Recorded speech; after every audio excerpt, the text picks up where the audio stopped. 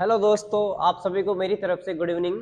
हमारी जो सीरीज चल रही थी यूआरओ एग्जाम 2025 जो कि 23 मार्च 2025 को प्रस्तावित है, जिसके अंतर्गत हमने कल की क्लास में धारा 131 से 140 के बीच में देखा था। ठीक है, और धारा 141 से और 158 आपके सिलेबस में नहीं है। तो आज हम नया अध्याय स्टार्ट करेंगे, अध्याय 11, जिसका नाम है नगर पालिका विकास एवं नगर योजना। नगर पालिका में क्या क्या विकास करना है, क्या क्या नगर योजना बनानी है, उन सब का हम आज की क्लास में देखेंगे। और जो अध्याय 11 है नगर विकास एवं नगर योजना, जो कि धारा 159 से 199 तक इसका वर्णन है। धारा 159 से 199 तक इसका वर्णन है। तो आज हम लगभग 14 या 15 धारा देखेंगे। धारा 159 से 175 के बीच में हम आज की क्लास में देखेंगे। थोड़ी इनकी संख्या बढ़ाकर हम बढ़ा देते हैं, थोड़ा स्पीड बढ़ाना पड़ेगा। धारा 159 से 175 तक हम आज देखेंगे। ठीक है, और इस चैप्टर में कहां से कहां तक है, तो धारा 159 से और 199 तक इस चैप्टर में है, अध्याय 11 में, जिसका नाम है नगर विकास एवं नगर योजना। तो हम बिना देरी करे स्टार्ट करते हैं। सबसे पहले धारा 159। धारा 159 में क्या है, तो नागरिक सर्वेक्षण और मास्टर विकास योजना तथा अन्य योजनाएं तैयार करना। किस प्रकार से नागरिकों का सर्वेक्षण किया जाएगा और कौन कौन से मास्टर विकास योजनाओं का तैयार की जाएगी, उसका वर्णन है धारा 159 में। ठीक है, अब धारा 160 में क्या है, 160 में है योजना तैयार करने और उसकी मंजूरी के लिए अपनाई जाने वाली प्रक्रिया क्या रहेगी, ये है धारा 160 में। धारा 161 में है योजना के प्रवर्तन की तारीख क्या रहेगी, ये राज्य सरकार निर्धारित करेगी कि योजना के प्रवर्तन की तारीख क्या रहेगी, ये है धारा 161 में है। धारा 162 में है योजना का पश्चातवर्ती उपांतरण, मतलब मॉडिफिकेशन। योजना के बाद उसका उपांतरण किस प्रकार से किया जाएगा, धारा 162 में।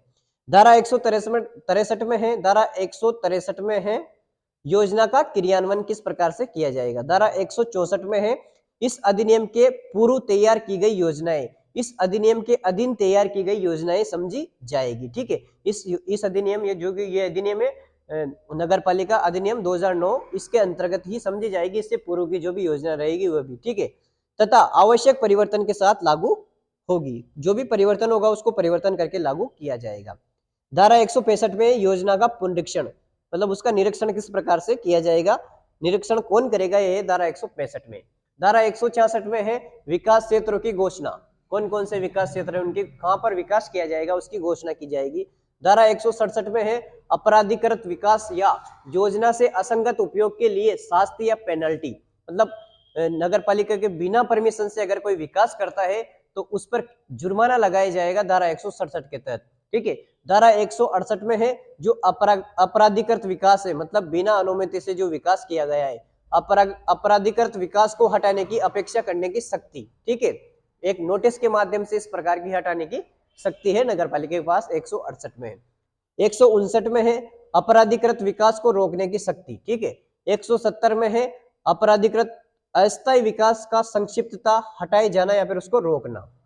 ठीक है, 171 में है भूखंड के उपविभाजन या पुनर्गठन या निजी मार्ग बनाने की मंजूरी। निजी मार्ग, कोई भी निर्माण कर रहे हैं तो जो निजी मार्ग है, कोई भी निर्माण कार्य कर रहे हैं नगर पालिका के अधीन, तो कोई निजी मार्ग बनाया जाएगा, उसका वर्णन है धारा 171 के अनुसार उसकी परमिशन दी जाएगी। 171 में उसका वर्णन है। ठीक है, धारा 172 में है उपगत व्यय की वसूली, मतलब धारा 168, मतलब जो अपेक्षा की जो शक्ति है 168, 169 और 170 और 171 में जो भी खर्चा, जो भी व्यय हुआ, उसका उपगत भूमि के स्वामी से किया जाएगा। ठीक है, जो भी उसका खर्चा, जो भी व्यय हुआ, वो भूमि के स्वामी से वसूला जाएगा। तो 172 में है उपगत व्यय की वसूली। ठीक है, 173 में है परियोजनाओं व स्कीमों का बनाए जाना और उसकी विषय वस्तु। ठीक है, 174 में है परियोजनाओं और स्कीमों की तैयारी, किस प्रकार से उनकी तैयारी की जाएगी। और 175 में है पुनर्विकास स्कीम। ठीक है, यानी दोबारा विकास स्कीम बनाया जाना। ठीक है, इस प्रकार से हमने धारा 159 से और 175 के बीच में देख लिया है। एक बार फिर से हम इसका रिवीजन कर लेते हैं।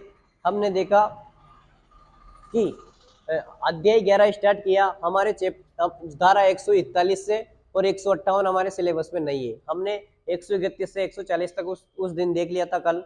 और आज हम नया चैप्टर अध्याय 11 नगर विकास एवं नगर योजना 159 से 199 तक इसमें धारा है उसको स्टार्ट किया है। सबसे पहले हमने 159 देखी। 159 में है नागरिक सर्वेक्षण और मास्टर विकास योजना तथा अन्य योजनाएं तैयार करना, ठीक है। उसके बाद में हमने धारा 160 देखी, योजना तैयार करने और उसकी मंजूरी के लिए अपनाई जाने वाली क्या प्रक्रिया रहेगी उसके बारे में। 161 देखा, योजना के प्रवर्तन की तारीख राज्य सरकार निर्धारित करेगी। 162 में देखा, योजना का पश्चातवर्ती उपांतरण यानी मॉडिफिकेशन किया जाएगा उसका। 163 मोस्ट इसमें देखा हमने योजना का क्रियान्वयन।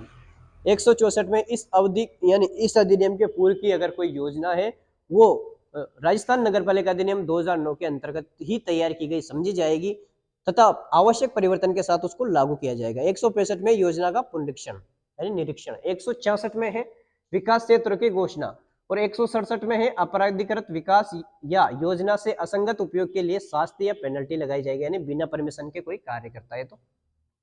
168 में है अपराधीकृत विकास को हटाने की अपेक्षा करने की शक्ति, एक नोटिस के द्वारा इसको अपराधीकृत विकास को हटाने की नोटिस दिया जाएगा।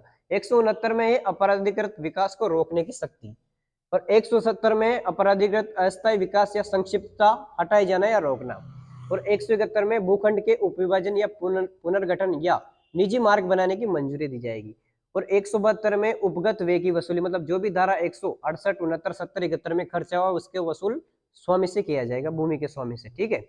173 में है परियोजनाओं व स्कीमों का बनाए जाना और विषय वस्तु। 174 में है परियोजनाओं और स्कीमों की तैयारी और 175 में पुनर्विकास स्कीम। इस प्रकार से हमने ईओआरओ एग्जाम की 159 से 175 की महत्वपूर्ण धाराओं के बारे में देखा। ये धारा महत्वपूर्ण है, ठीक है। अगर आपको क्लास अच्छी लग रही हो तो इसको लाइक, शेयर और सब्सक्राइब जरूर करें। आप सभी का बहुत बहुत धन्यवाद। Thank you.